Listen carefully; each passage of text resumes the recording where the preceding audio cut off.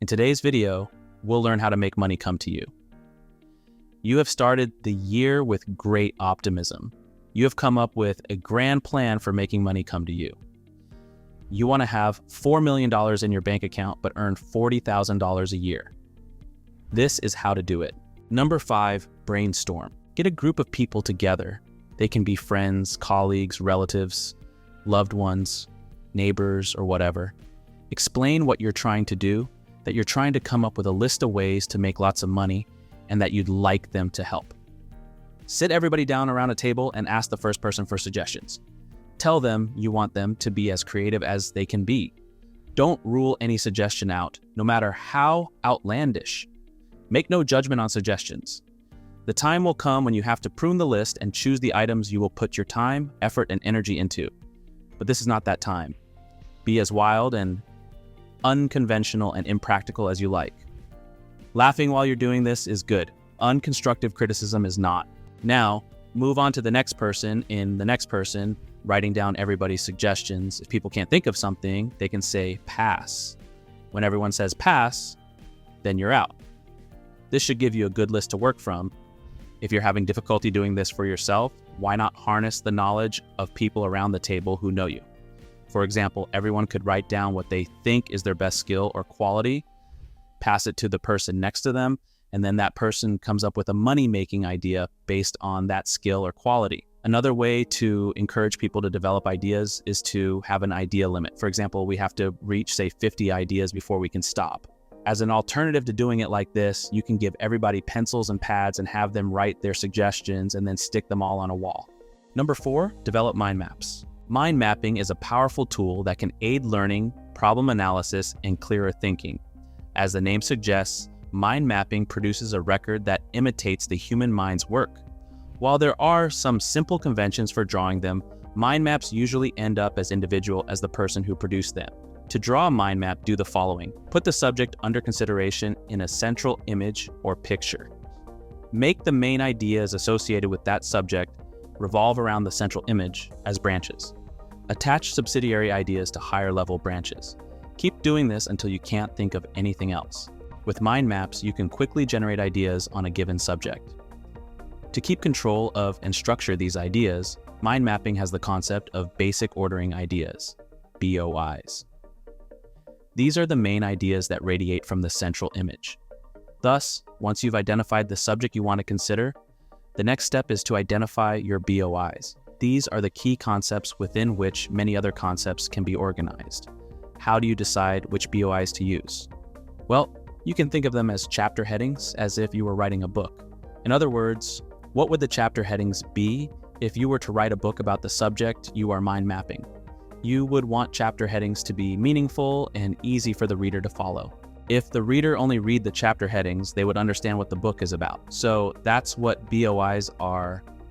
Somewhere between 3 and 7 words or phrases that describe your mind map at a high level. The BOIs will then serve as a structure to build the rest of the mind map. This is how you should build your mind map. Put the subject under consideration in a central image or picture. In the following example, the subject is, how will the money come to me?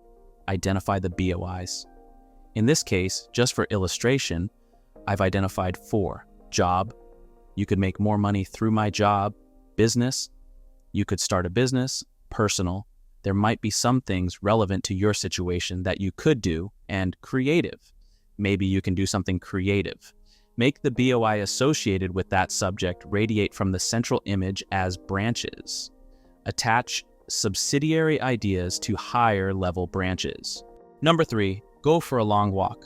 I'm not kidding, and if you've never tried it, you really should. Take a bottle of water, put on decent shoes, and walk for at least an hour. A short walk is good because once you've walked out for half an hour, you have no choice but to spend the other half hour coming back. As you set out, just plant the idea that you'd like to develop ways of making lots of money. After that, you don't need to think about anything in particular. Your current cares and worries will occupy your thoughts at the beginning. A strange thing will happen though. After about half an hour, your mind wanders about many things.